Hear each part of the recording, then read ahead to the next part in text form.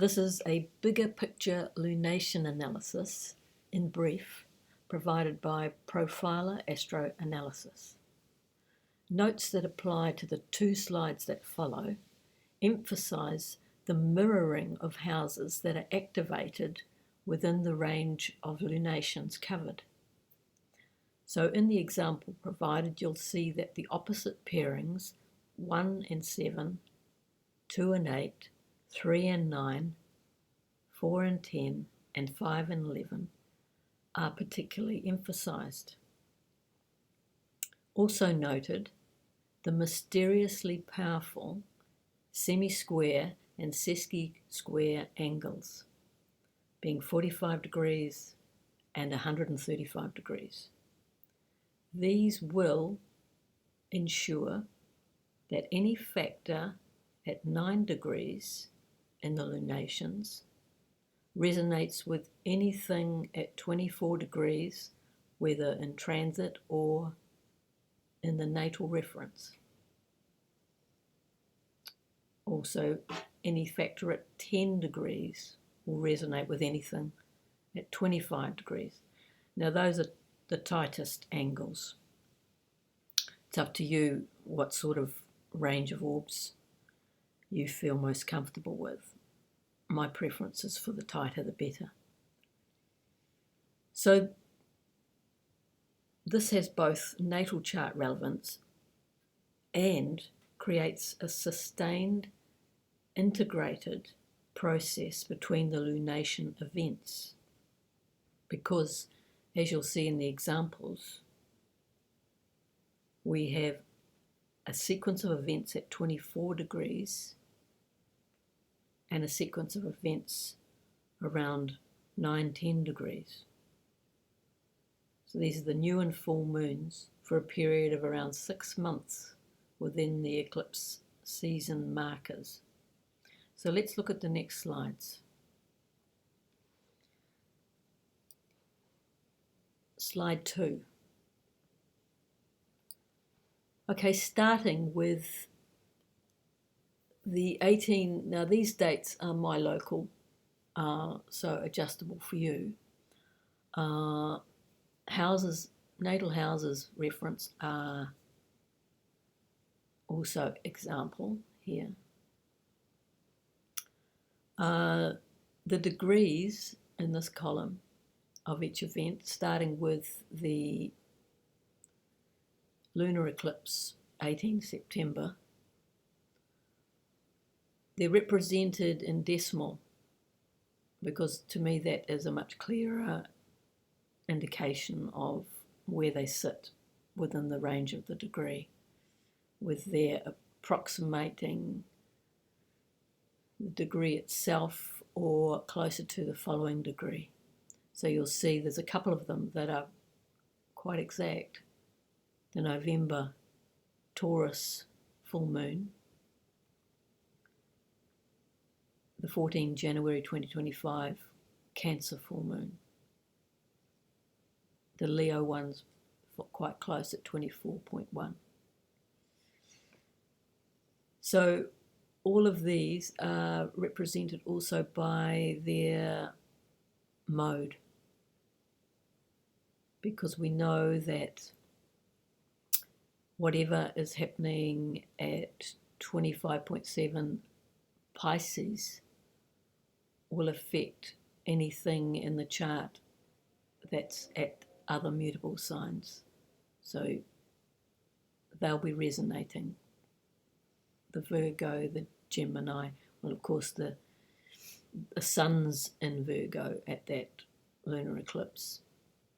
So that will be understood, but you've got to factor in the whole 4, because if you overlook them, you could miss something that's being triggered. So obviously the Gemini and Sagittarius fit in there. So with the Aries, you've got Aries operating in response to Libra, but you've got the Cancer, Capricorn coming in there at the same positions. Taurus, Scorpio, activating Leo, Aquarius, Sagittarius, Gemini, Virgo, Pisces,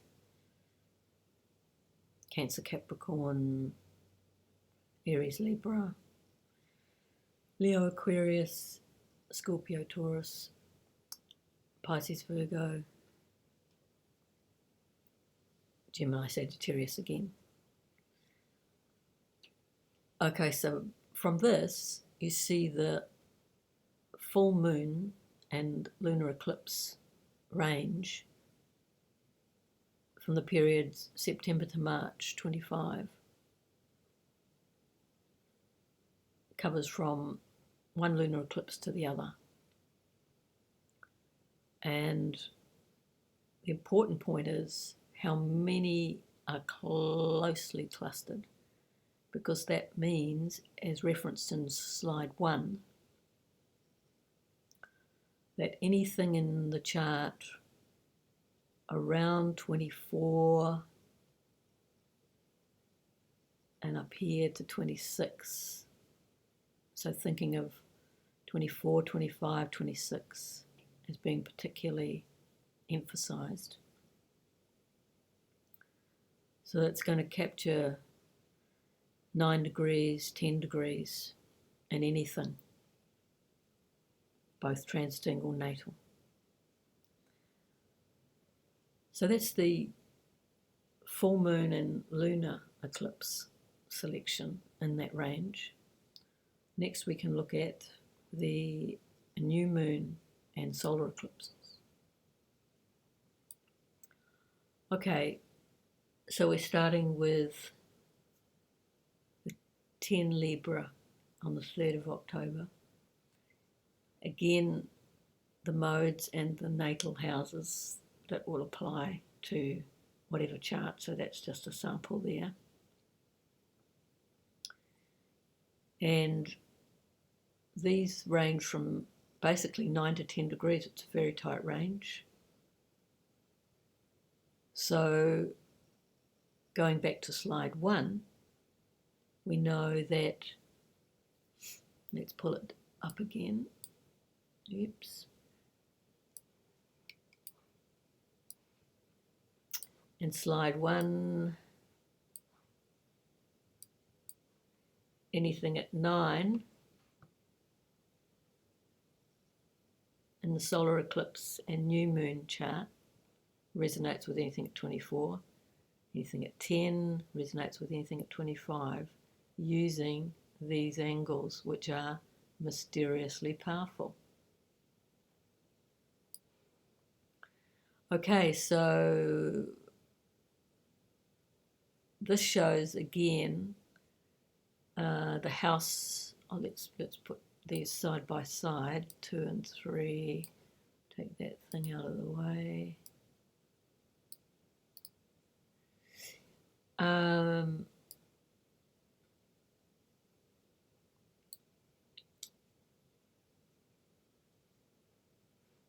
Fourth to 10th in this example, natally activated.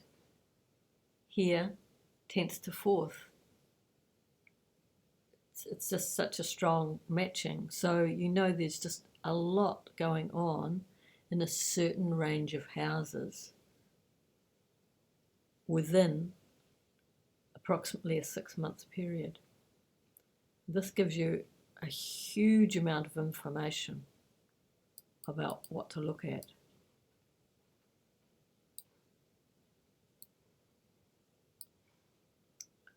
I'm not sure there's much more that I can say about it really, other than it's a worthy exercise. The context column on each grid, obviously you can put in any direct natal impact, planets that are directly impacted by those specific degrees. You could put in the ones that are impacted by semi and sesquisquares, and I'd also put in midpoints. That's something that's not in the notes, but midpoints will ring like a bell too. And in terms of the phrase ring like a bell, the original meaning of ring is circle. So it's no surprise that the ring we put on our finger is a circle.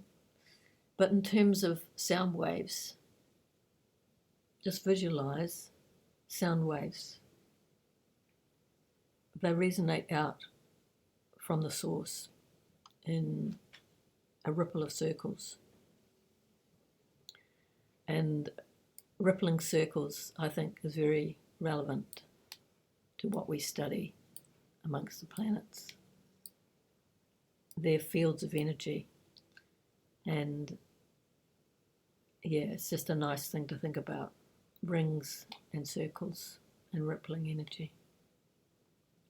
Okay, I'm going to leave it there for now, but this will give you some chance of just creating a simple grid like that.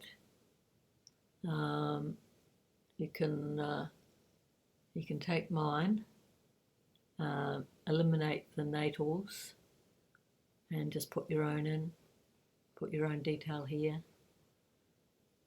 And I think you'll find it quite rewarding.